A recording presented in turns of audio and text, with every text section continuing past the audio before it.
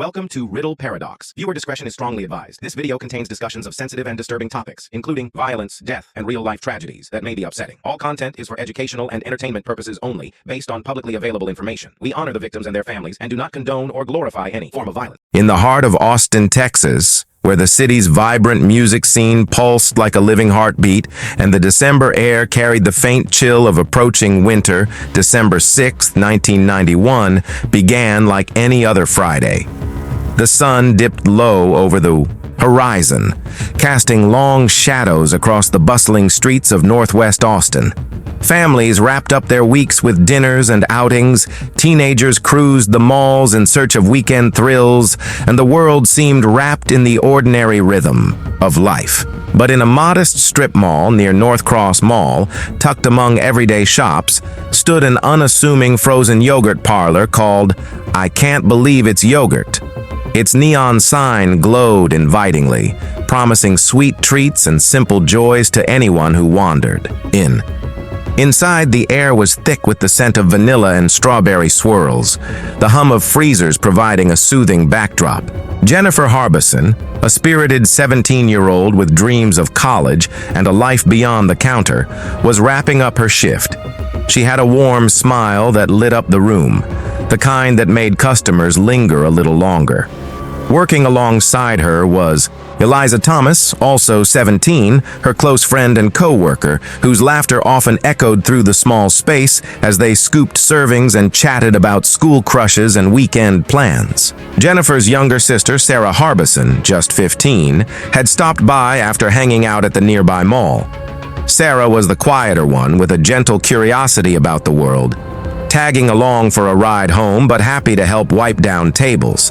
And then there was Amy Ayers, only 13, a bright-eyed girl full of youthful energy, who had joined Sarah for the evening. Amy wasn't an employee, she was just a friend, drawn to the shop's cozy vibe, giggling over shared secrets as the clock ticked toward closing time. The girls moved with the ease of routine, restocking toppings, mopping the floor, counting the day's modest earnings of around $540. Outside, the parking lot emptied as shoppers headed home, the strip mall settling into quiet. No one noticed anything amiss, no shadowy figures lurking, no warning signs in the crisp night air. But as the hour approached, 11:00 p.m., something shifted. The door chime rang one last time, or perhaps it didn't. Details would later blur in the haze of tragedy. What happened next unfolded in the dim glow of the shop's lights, hidden from the world. Minutes stretched into an eternity of terror. The girls, bound and helpless, faced an unimaginable horror. Gunshots, muffled, precise, pierced the silence. Jennifer, Sarah, Eliza, and Amy, their lives full of promise, were executed with chilling efficiency. Amy, the youngest, was struck. Twice, her small frame collapsing in a separate corner. The assailant, methodical and merciless, rifled through the register, pocketing the cash as if it were an afterthought. Then, with a flick of a match or lighter, flames erupted, devouring napkins, counters, and any trace of the nightmare. It wasn't until 11:47 p.m. that a patrol officer spotted the blaze, flames licking the windows like hungry tongues. Firefighters rushed in, battling the inferno, unaware that this was no ordinary fire. As the smoke cleared, the gruesome discovery awaited. 4 young bodies, charred and violated, stacked in a back room amid the ruins. The city that prided itself on its laid-back charm was about to shatter.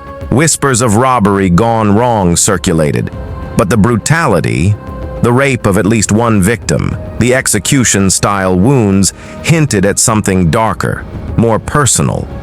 Who could commit such an act? And why these girls on this night? The news spread like wildfire through Austin, families clutching their loved ones tighter, the community reeling in disbelief. Investigators descended on the scene, sifting through ash and water-soaked debris, desperate for clues. But as the hours turned, to days, the questions mounted. No forced entry, no clear witnesses, just the haunting echo of lives extinguished too soon. Little did anyone know, this was only the beginning of a labyrinthine pursuit of justice, one that would twist through false leads, shattered hopes, and revelations that would upend everything. The morning after December 6, 1991, dawned gray and heavy over Austin, Texas. The acrid smell of smoke lingered around the charred remains of the I Can't Believe It's Yogurt shop near North Cross Mall, where police tape now fluttered like a grim warning. Inside, investigators faced a scene that would haunt them for decades. The bodies of Jennifer Harbison, Sarah Harbison, Eliza Thomas, and Amy Ayers, their lives snuffed out in a blaze of violence. The girls had been bound with their own clothing, gagged and shot with chilling precision.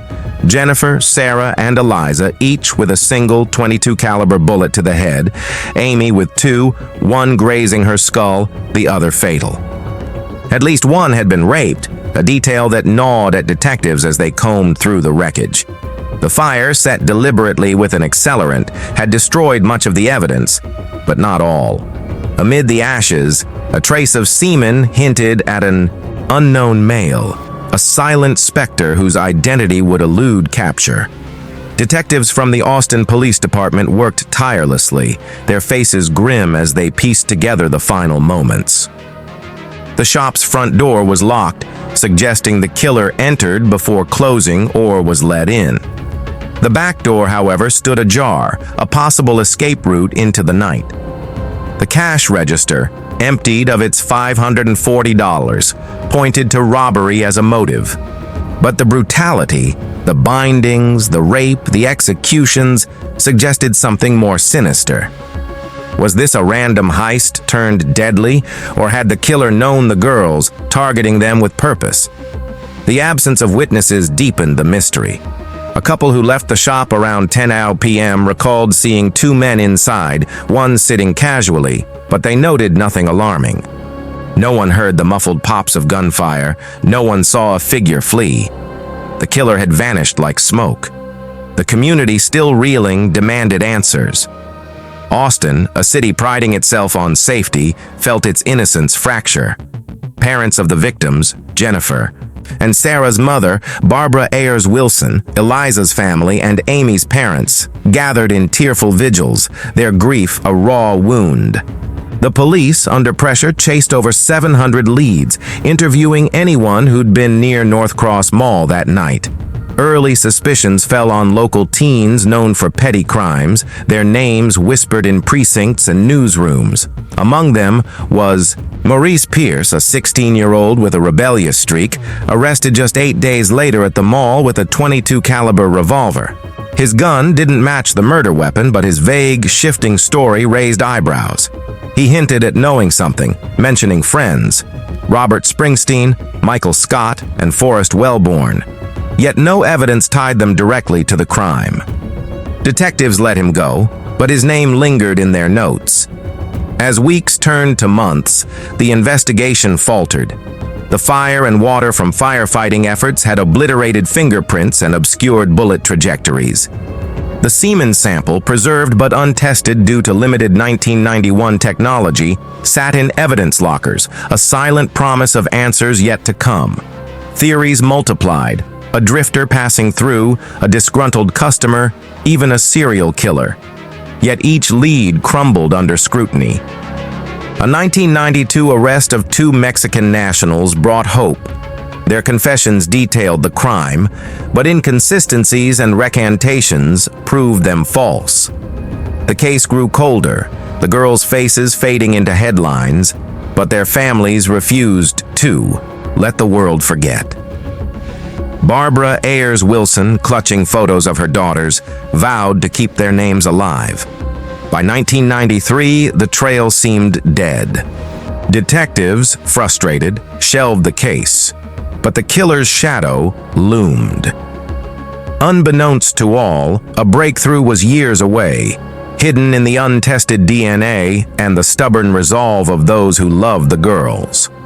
The question lingered, as haunting as the night itself. Who had stood in that shop, gun in hand, and why? The answer, buried deep, would demand patience, science, and a relentless hunger for truth. The winter of 1991 bled into 1992, and the I Can't Believe It's Yogurt shop, once a beacon of small-town charm, stood as a blackened scar on Austin's northwest side. The murders of Jennifer Harbison, Sarah Harbison, Eliza Thomas, and Amy Ayers had left the city raw, its residents haunted by the image of 4 young lives stolen in a blaze of cruelty. The Austin Police Department, under mounting pressure, poured every resource into the case. Detectives worked late into the night, their desks cluttered with witness statements, grainy security footage from nearby stores, and maps of the North Cross Mall area. Over 700 leads flooded in, tips from neighbors, vague sightings of suspicious cars, even psychics offering visions of the killer. Yet each promising thread unraveled, leaving investigators grasping at shadows. Maurice Pierce, the 16-year-old, arrested with a .22 caliber revolver days after the murders, remained a focal point. His story was a tangle of half-truths. He'd been at the mall, he said, and hinted at knowing who might be involved, naming friends Robert Springsteen, Michael Scott, and Forrest Wellborn.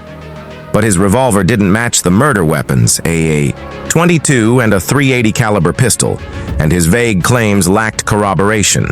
Detectives, desperate for a break, questioned the trio relentlessly, but with no physical evidence tying them to the scene, they were released. The semen sample, a critical clue, sat untested in an evidence locker, its secrets locked away by the limits of early 1990s forensic technology. DNA analysis was in its infancy, and the sample, though preserved, offered no immediate answers. The community's grief fueled the investigation's urgency. Barbara Ayers Wilson, mother to Jennifer and Sarah, stood before news cameras, her voice trembling but resolute, pleading for anyone with information to come forward. Amy's parents, Bob and Pam Ayers, clutched their daughter's photo, a snapshot of her at a school dance, all smiles, and echoed the call. Eliza's family, quieter but no less broken, joined vigils where candles flickered against the Texas night. Austin, a city unaccustomed to such violence, rallied around the families, but fear lingered. Parents kept their teens closer. As years passed, the murders faded from headlines, but not from the hearts of those who loved the girls. Somewhere, the truth lay buried, waiting for a spark to reignite the hunt. The question wasn't just who, but how long it would take to unmask the shadow that had shattered Austin's peace. By the late 1990s, the yogurt shop murders had become a lingering wound in Austin's memory. The boarded-up shop near North Cross Mall stood as a grim reminder of December 6, 1991, when Jennifer Harbison, Sarah Harbison, Eliza Thomas, and Amy Ayers were brutally killed. The Austin Police Department's cold case unit, a small but dogged team, kept the files open, sifting through old leads in quiet moments between newer crimes. The families, Barbara Ayers Wilson, Bob and Pam Ayers, and the Thomases, clung to hope, their resolve unshaken despite the years of silence. They met regularly, sharing stories of their daughters, their laughter, their dreams, refusing to let the world forget. But the trail had gone cold, the killer's shadow fading into the city's bustle. In 1998, a new detective, assigned to the cold case unit, reopened the file with fresh eyes. Advances in forensic science were beginning to transform investigations, and whispers of DNA technology offered a glimmer of possibility. The semen sample, preserved from the crime scene despite the fire's destruction, became the focal point. Early DNA testing in the 1990s had been too rudimentary to yield results, but by 1999, techniques like PCR amplification promised more. The sample, linked to at least one victim's assault, held the key to identifying an unknown male. The question was whether it could point to a suspect or clear those long suspected. Attention turned back to Maurice Pierce, now 24, and his associates from 1991, Robert Springsteen, Michael Scott, and Forrest Wellborn. Pierce's earlier statements, though inconsistent, had kept him on the radar. In October 1999, after intense interrogations, Springsteen and Scott, now in their mid-20s, gave confessions that stunned investigators. Springsteen described entering the shop, binding the girls and shooting them, claiming Pierce was the mastermind. Scott corroborated, admitting to helping set the fire. Their accounts, though detailed, were chillingly detached, as if recounting a nightmare rather than a memory. Pierce, charged as a juvenile, denied involvement, while Wellborn's role remained unclear. The confessions, however, were enough to spark arrests, reigniting hope that justice was near. The community buzzed with cautious optimism. News outlets ran headlines and the families braced for trials, their grief resurfacing with raw intensity. Barbara Ayers Wilson, clutching a photo of Jennifer and Sarah, spoke of relief but also dread. Could these men truly be the killers? The confessions, though compelling, raised red flags. Neither Springsteen nor Scott's DNA matched the crime scene sample, a fact prosecutors downplayed, arguing the sample could belong to an unrelated person. The absence of physical evidence tying the suspects to the shop, fingerprints, fibers, or weapons, gnawed at defense attorneys. Were these confessions coerced, products of hours-long interrogations designed to break young men? As the trials loomed, cracks appeared. Springsteen's and Scott's stories didn't fully align with the forensics. The .22 and .380 caliber bullets, the fire's origin point, and Amy's separate wounds, shot twice, once non-fatally, suggested a different narrative. The public, hungry for closure, grappled with doubt. Had the police, desperate to solve a case that haunted Austin for nearly a decade, leaned too hard on vulnerable suspects? The families, watching from the sidelines, felt the weight of uncertainty. As the year 2000 dawned, Austin stood on the edge of resolution, or so it seemed. The yogurt shop murders, a wound festering since December 6, 1991, had gripped the city once more with the arrests of Robert Springsteen, Michael Scott, Maurice Pierce, and Forrest Wellborn in October 1999. The confessions of Springsteen and Scott, extracted after grueling interrogations, painted a vivid picture of that fateful night. A botched robbery, the girls bound, shot, and the shop set ablaze. Yet, as the trials approached, a shadow of doubt loomed larger than the hope for closure. The families of Jennifer Harbison, Sarah Harbison, Eliza Thomas, and Amy Ayers sat in courtrooms, their hearts torn between a longing for justice and a gnawing unease about the case's fragility. Robert Springsteen's trial in 2001 was the first test. Prosecutors leaned heavily on his confession, detailing how he, Pierce, Scott, and Wellborn entered the "I can't believe it's yogurt" shop, bound the girls with their own clothes, and executed them with a .22 caliber pistol. Springsteen claimed Pierce fired the shots, while he and Scott helped set the fire. The jury heard chilling details. Amy Ayers, shot twice, one bullet, grazing her skull, her body found apart from the others, charred by flames. But the defense countered with a damning truth. No physical evidence linked Springsteen to the scene. No fingerprints, no fibers, no DNA match to the semen found on a victim. The prosecution argued the DNA could belong to an unrelated person, a claim that strained credulity. After tense deliberation, Springsteen was convicted of Amy's murder and sentenced to death, a verdict that brought Barbara Ayers Wilson to tears, though not of relief. Something felt wrong. Michael Scott's trial followed in 2002, echoing the same narrative. His confession, mirroring Springsteen's, described the robbery-turned-murder, but inconsistencies surfaced. Scott's account of the fire's origin didn't match forensic reports, and his timeline wavered. Like Springsteen, his DNA didn't match the crime scene sample. Yet, the jury, swayed by the confession's vividness, convicted him, sentencing him to life. Maurice Pierce, charged as a juvenile, saw his case falter. Charges were dropped in 2003 for lack of evidence. Forrest Wellborn was never indicted, released in 2000 when his interrogation yielded nothing concrete. The community, desperate for closure, accepted the verdicts, but cracks were forming. The families, particularly Amy's parents, Bob and Pam Ayers, began questioning the convictions. Springsteen and Scott recanted, claiming police coercion, hours of relentless questioning, threats of prison, promises of leniency. Defense attorneys pointed to the interrogation's intensity, with no recordings to verify tactics. The unmatched DNA loomed large, a silent rebuke to the prosecution's case. Legal experts whispered about Sixth Amendment violations. Springsteen's and Scott's confessions were used against each other, yet neither could cross-examine the other in court. By 2006, appeals gained traction.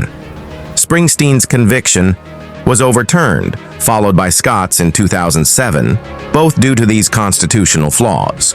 The families, watching their hope unravel, faced a bitter truth. The men they'd believed were guilty might be innocent. As the defendants awaited retrial, the DNA evidence, untested with modern methods, became the case's last hope. The semen, preserved since 1991, held the key to an unknown male, a ghost who'd slipped through every net. The question wasn't just whether Springsteen and Scott were innocent, but who the real killer was, and whether he still walked free, hidden in Austin's shadows, watching the city mourn. By 2006, the yogurt shop murders case, born from the horrors of December 6, 1991, had twisted into a nightmare of its own making. Robert Springsteen sat on death row, Michael Scott in a life sentence cell, while Maurice, Pierce and Forrest Wellborn walked free, their charges long dismissed. The families of Jennifer Harbison, Sarah Harbison, Eliza Thomas, and Amy Ayers had endured the trials, clinging to the verdicts as fragile anchors in their sea of grief. But doubt had seeped in like poison. Springsteen's appeals highlighted a glaring flaw. His confession had been used against Scott, and vice versa, without the chance for cross-examination. A clear Sixth Amendment violation. The Texas Court of Criminal Appeals agreed, overturning Springsteen's conviction in 2006. A year later, Scott's followed suit, his life sentence crumbling under the same legal scrutiny. The reversals sent shockwaves through Austin. Prosecutors scrambled to prepare for retrials, but the foundation was eroding. The confessions, once the case's cornerstone, now seemed tainted. Products of aggressive interrogations where detectives allegedly fed details, promised leniency, and wore down the young men over hours without breaks. Springsteen and Scott, free on bond, proclaimed their innocence to a divided public. Some saw them as monsters unmasked, others as victims of a system desperate for closure. The families, particularly Barbara Ayers Wilson, grappled with anguish. "We thought we had answers," she confided in interviews, her voice cracking. "Now it's like losing them all over again." The turning point came in 2008, when forensic science caught up to the evidence. The semen sample, collected from one of the victims amid the charred ruins of the I Can't Believe It's Yogurt shop, underwent YSTR DNA testing, a method targeting male-specific markers. The results were explosive. The DNA profile belonged to an unknown male, not matching Springsteen, Scott, Pierce, or Wellborn. This wasn't just an anomaly, it was proof that another man had been in that shop, intimately involved in the crime. The brutality replayed in investigators' minds. The bindings, the rape, Amy's double wounds, the fire. But now with a new face, faceless and free. In 2009, with the DNA evidence irrefutable, prosecutors dismissed all charges against Springsteen and Scott. The men walked out of custody, their names cleared after years behind bars. The families watched in stunned silence, their pursuit of justice resetting to square one. Bob and Pam Ayers, Amy's parents, spoke of the betrayal, the years wasted on the wrong men. Maurice Pierce, however, wouldn't see the case's evolution. In 2010, during a traffic stop, he attacked an officer and was fatally shot, his role in the saga ending in tragedy. Forrest Wellborn, long exonerated, faded into obscurity. The revelation shifted the investigation's core. The unknown male's DNA entered national databases, but no matches emerged. Detectives revisited old leads, pondering if the killer was a stranger, a transient who'd struck once and vanished, or someone overlooked in the initial frenzy. The community, scarred anew, wondered if safety was an illusion. As the 2010s dawned, the case grew colder still, but the DNA profile burned like a beacon, a promise that science might one day name the shadow. Yet with each passing year, the fear deepened. Was the killer watching, hidden in plain sight, his secret safe for now?